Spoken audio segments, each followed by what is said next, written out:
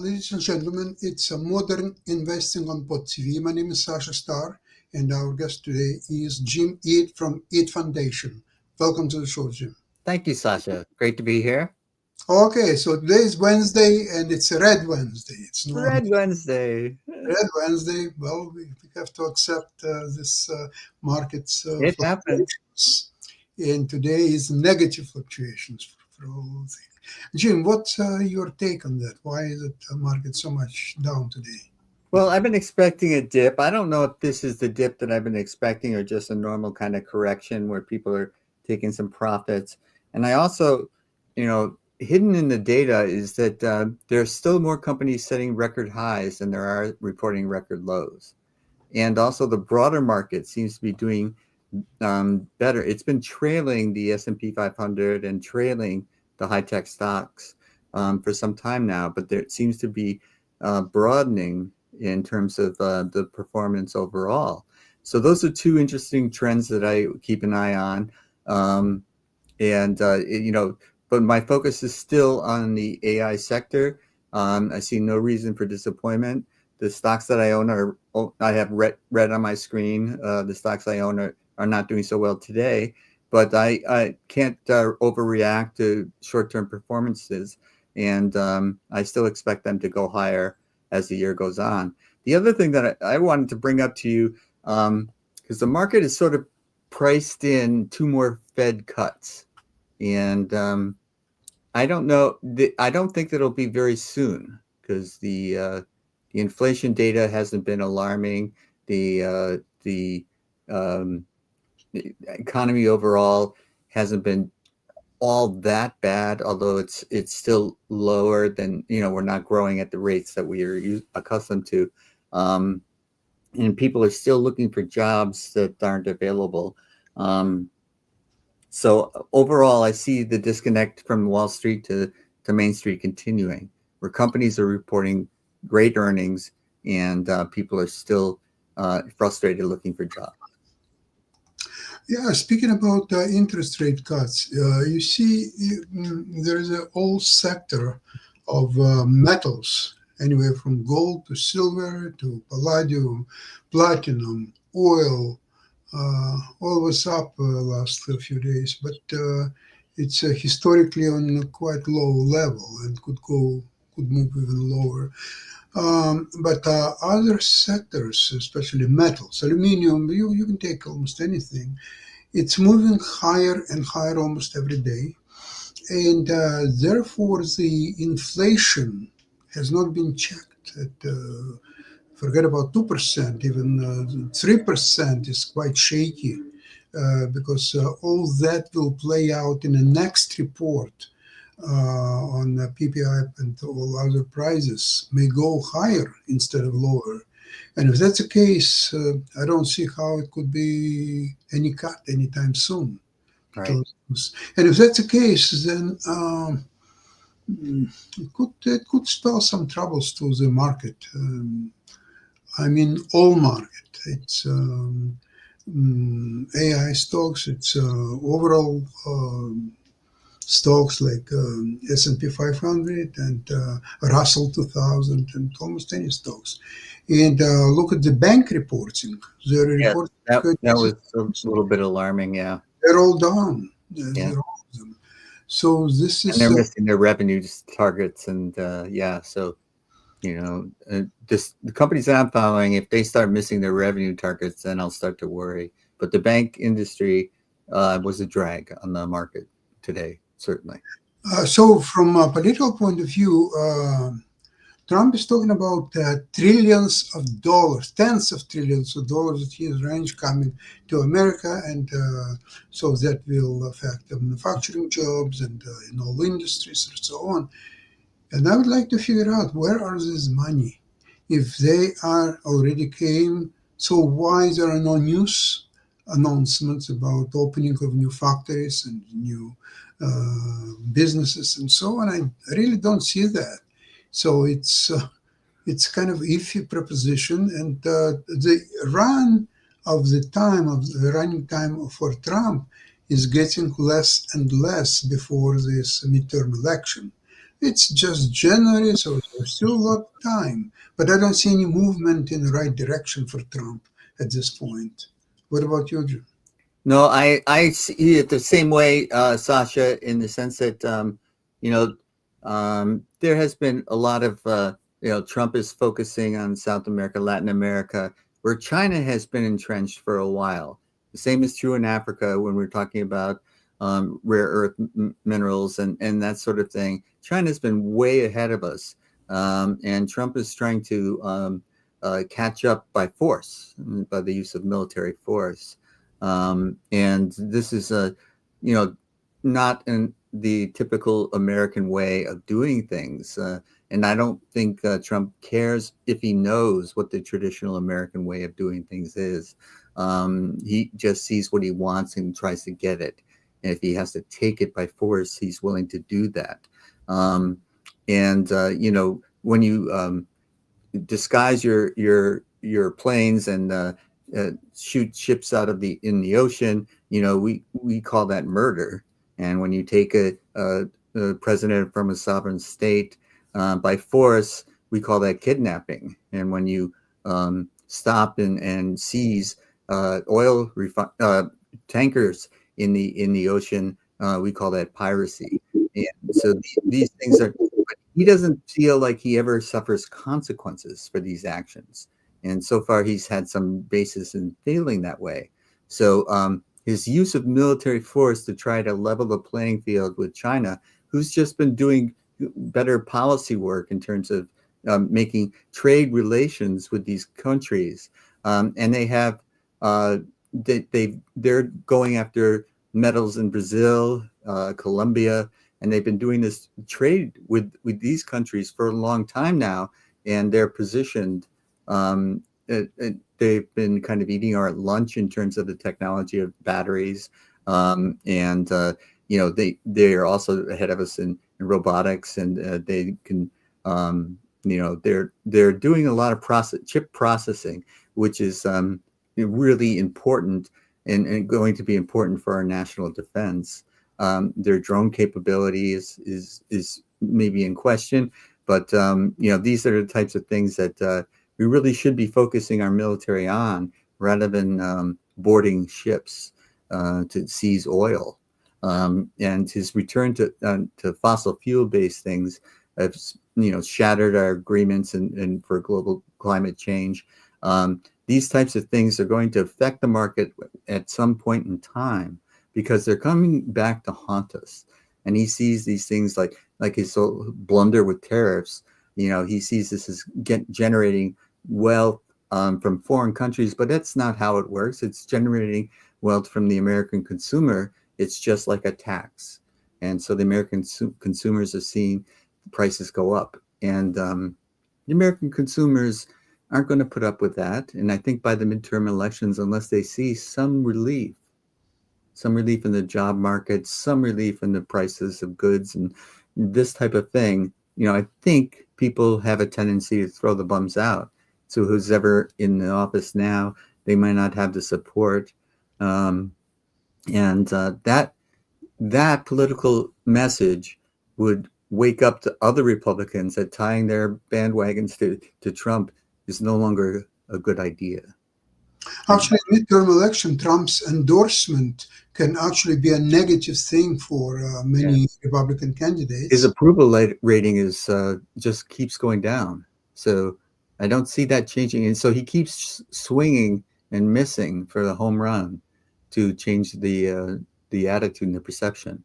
I don't understand really what is outcome or any further developments in Venezuela, because so Maduro is no longer there and his wife, but all government stays same people running the country, so they may sort of play kind of a trump card as saying that, we are going to cooperate with America, we're going to do this and that. How it will help Venezuelan people, I just don't see that. So this is, and Trump obviously doesn't want to put his troops on the ground, but without that, how you can run a country like Venezuela without troops on the ground. Same thing, even more so in Iran, because let's see, if he wants to help the protesters, and so far he was promising many things to protesters, and maybe they would be more cautious if he wouldn't talk too much about that, but they counted on his help, and it's not there. So a lot of people are being killed. On some reports, it exceeds 12,000. So is he responsible for his words, or it's not the case? Because even if he wants to get involved in Iran, the bombing, what he did a few months ago, it's not going to change anything. He has to actually put his troops on the ground to affect the situation, what is there. And again, he is reluctant to do it. And if he's not going to do it, I don't see really what he can do there. And even if we do that, our track record is not good. For example, Afghanistan, we went in with force and kicked out the Taliban. Well, what happened there? The Taliban's back, and people don't like Americans running their countries, so they are going to resist that. And it's better the devil they know than the Americans coming in, and we just don't have, and we don't learn this lesson because we've made this mistake over and over. Our success in Iraq was fleeting. We took out the dictator there, and then left, and we had no control over the country, no control over Afghanistan. We'll have no control over Venezuela, even if we put people in harm's way and have more murder and more blood on his hands. This is not something that this is not the type of thing we used to do. Engagement, trade, and try to use democratic values to influence countries. But I think what Trump has done is allow Putin to influence him. And Putin, as I think he's not a communist, he's a czar. And so Trump is saying, well, Putin can do this, why can't I? And so this is reinforcing his worst instincts to use force. When you see, when you're referring to Putin, and let's try to do what Putin does, is Putin successful in what he's doing so far? Right. Not, because Ukraine is fighting and delivering huge blows to Russian army, to Russian refineries and other industrial projects. So it's a very iffy situation. In fact, if Trump would just stay alone away from Ukraine, Russia, Ukraine will start, and probably already slowly taken over from a military point of view. Now I've learned that very soon his team of Vitkov and Kushner are going to Moscow. Now, what is the point to discuss for more than a year with Putin anything when he's not a badge given an inch away from his position 2 years ago, 3 years ago, or so on? It's not. It's he has to be defeated on grounds. That's so depressing. Not capable to do it. Just help them a little bit. And actually, Ukraine even doesn't count on Trump's help anymore. They're getting a lot of finances and ammunition, weapons from Europe. European Union has stepped up. We used to flatter ourselves by saying we're the leaders of the free world. Well, the European Union has stepped up in support of Ukraine, and America has been, one step forward, 2 steps back kind of approach. And Ukraine was a democracy with problems, of course. Every country has problems, but this is the type of country that we used to support, especially when invaded by someone like Russia. The majority of Americans, I think around 65%, support Ukraine. Wow. So how Trump can go for such a majority of people supporting Ukraine?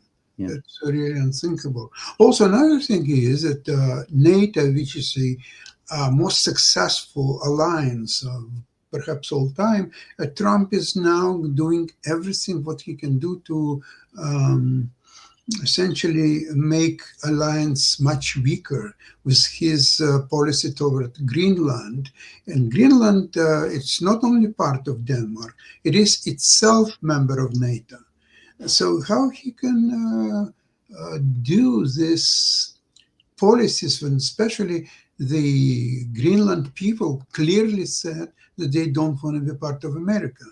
So, so you needed maybe a quiet diplomacy for some time and explain to people what would be advantages or so on. He's not doing that. He just Yeah. barged that I want Greenland. I need Greenland, and this is. And if Greenland has resources that we want, trade is the answer. Give Yeah, them something they want and return. and Military force and takeovers and this kind of thinking is bad for the world.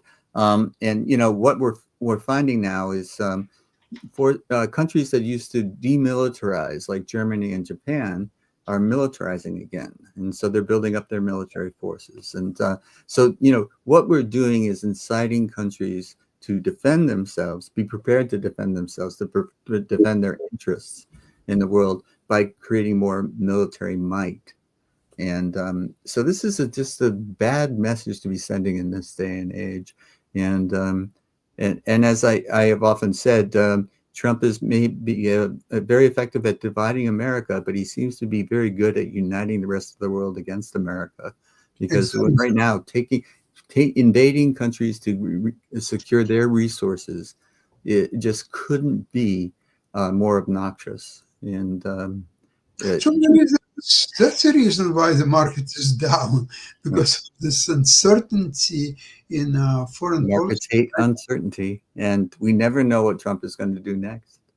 Exactly. He can announce new tariffs tomorrow. Oh, by the way, there is a Supreme Court's decision in next day or so. It could have been even today, what I heard, but it's going to happen tomorrow. The Friday is the latest.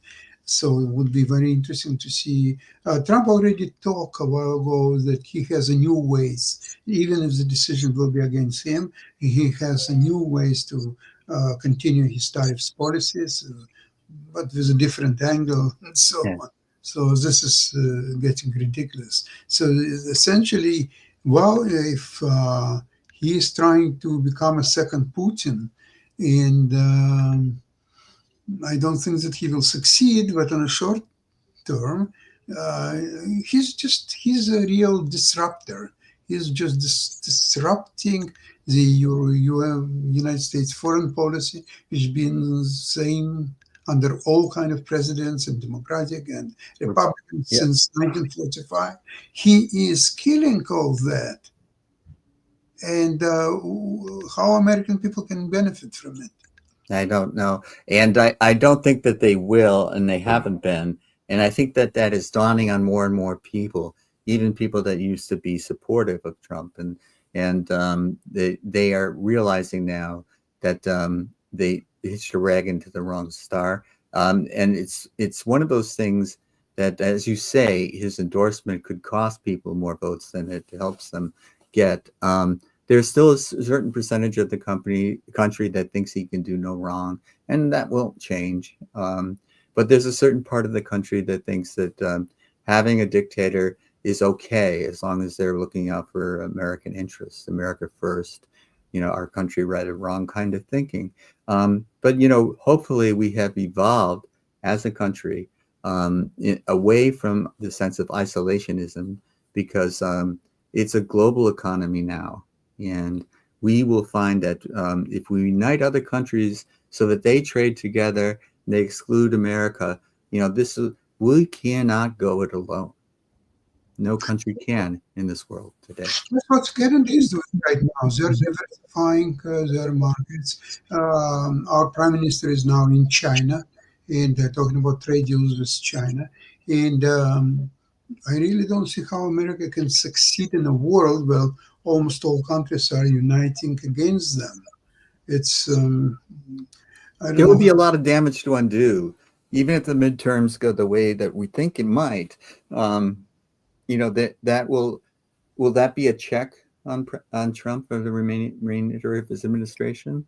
Right now, they've been giving him a pass. The courts have been giving him a pass for a long time, and the expansion of the presidential powers, the executive branch is supposed to have had checks and balances on it. And those checks and balances haven't been working. And so if we get a different Congress in there, he's been ignoring Congress, he's been ignoring the courts, and will he continue to ignore them until someone says we have to remove him from office, exercise the 25th Amendment, or something like that? Because it's going to be a long 2 years for the rest of the administration if he remains unchecked. Well, actually, right now, the Congress is already almost paralyzed because Yeah.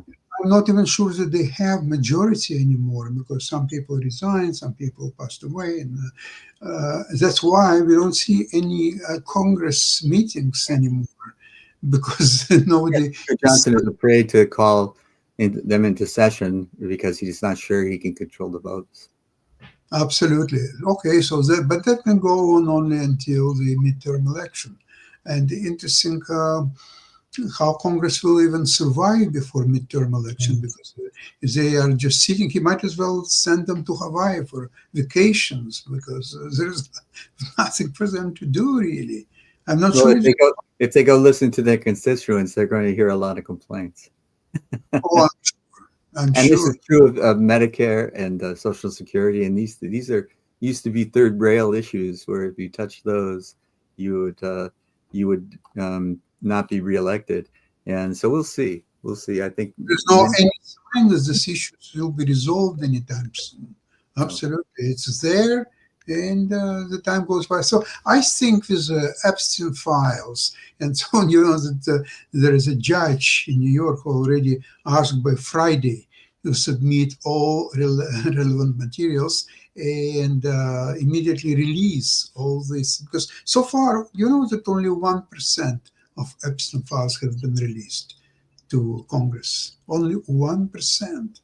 So I even don't understand. So basically, Department of Justice is already in contempt of Congress by not releasing those. I don't understand how all that works in America, where the laws are so clear and enforceable, and yet nothing is happening here. So maybe this is the Venezuela, Greenland, all that is to get away attention of public from the Epstein files and Medicare and many other issues. So he's trumping his policies, but I don't think that he can get a lot of mileage out of it because, okay, Venezuela, right now Venezuela is stuck. They cannot produce any oil anymore because their tankers are being arrested. They don't have any way to sell it. So Trump is saying, I'm going to sell Venezuelan oil. Under what rule? What the mechanism of Trump saying, okay, I'm going to sell that? He can sell something he has a property, control of some properties. Does he have control of Venezuela at this point? I don't think so. I don't think so either. And by what right would he be able to sell their oil? Yeah, has there been a declaration of war against Venezuela?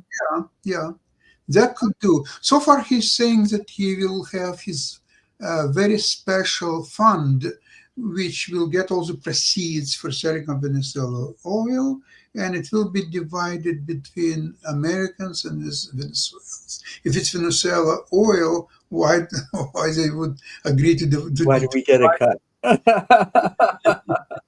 Okay, United States, okay, they can get some commissions for selling Venezuelan oil, but split half and half, it's a little bit too far, in my opinion. Yeah. And big oil hasn't shown a tremendous propensity to want to jump into this situation. You know, I think they see the danger signs because they're everywhere, and it's not likely to turn out the way that Trump hopes it will. And you know, again, you have to be like, under what circumstances could we defend ourselves? If China takes over Taiwan, why would we protest Russia invading Ukraine? These used to be international standards. You didn't do these types of things. You're breaking international law. Jim, there are not too many countries in the world like Ukraine who can hold its own for Yes. 4 years against Russia, which supposedly was second military power in the world. And Ukraine holds its own against it. I think this is, in my opinion, one of the reasons that Trump hates Ukraine and Zelensky is that by their resisting Russian aggression, they put a huge dent in his plan to get together with Putin and see from China and divide all the world. This is mine, this is yours, this is his, and whatever. And I need to go around. it's impossible to do it while Ukraine is fighting by Right. losing a lot of people, unfortunately, Yeah. and being subject to terroristic attacks by Putin, killing civilians, women, children, elderly people. It's insane, and Trump is putting a red carpet to Putin in Ankara. He's a murderer. He's a terrorist. How you can invite and then offer a red carpet to a person like this? Well, is Trump not a war criminal as well now? I mean, international law, I think, has He's not. he's criminal. He's mother of all criminals. Because he's done so many crimes, and yet, it's Brazilian president. He said if he would be in Brazil, he would be a long time in jail. But he's running around and making his speeches and so on. Even this absolutely incredible picture, I think it was yesterday when he was making a speech, and one of the workers actually said that you are providing alibi to pedophiles. You are helping pedophiles to hide. And Trump was furious, and he was screaming at him, and then he showed mid finger to a worker, just a worker from the assembly line. That's incredible. This shows really. And Lack of self-control. well, that worker, okay, he was brave enough to say it, but a lot of people who don't say it loudly, but they think exactly the same way. Of course. We'll see what will happen. I think tomorrow is tomorrow, or rather Friday. Friday for sure is a big day that it will be a tariffs Supreme Court announcement, and there will be an Epstein file ruling of the justice in New York about what should happen there. So we are in for some interesting developments. That's for I sure. agree. And part of the things that this affects the marketplace as well, because he's put incompetence into positions of authority. And so like one of the things is his appointment of a Fox broadcaster, or I can't remember the exact details, into the armed forces. And so they're trying to jail Mark Kelly, I think it is, from Arizona. And, so these personal vendettas and vindictiveness is unchecked. I mean, I grew up with Nixon and his enemies list, and we all thought that was a horror story. There was nothing like this. And we thought it was shameful then. Well, what happened to us being proud of what America stands for and ashamed of people who do these things? Ashamed of the people. He's touched the third rail and without being electrocuted over and over and over again. And I think that the companies have been largely successful in avoiding the consequences. Of course, he's cut deals with companies like NVIDIA. When he announces tariffs, he says, okay, NVIDIA, you can still do this because by paying an amount to the United States. Yeah, so he cuts deals with these CEOs, and it's just not the way the business is done, or at least the way we all along thought it's been done. And of course, there's always been these discussions between people of power, and they've had influence on policy before and throughout history. That's to be understood. But this is such brazen and callous that I just think we've become numb to it. People no longer get outraged at some of the things that the doing in our country's name. And I think that the companies like NVIDIA have been able to shelter themselves, and so they can continue to report record earnings, and we continue to buy their stock. Earnings tomorrow, TSM is very, very important earnings. Yes. TSM, very important for TSM and its shareholders like you are.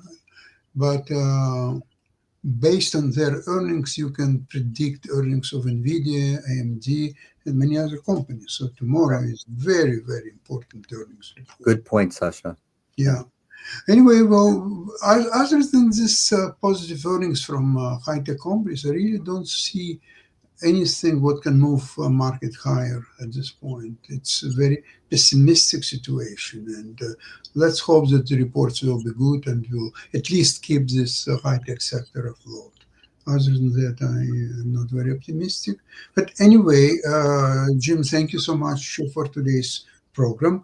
We'll take a break for 2 weeks. I'm going away for holidays, so I don't. Good for you.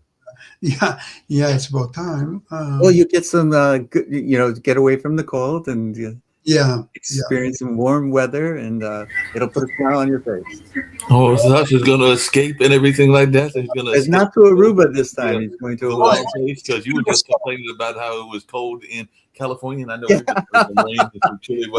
Mark, we're not allowed to complain about the weather in California.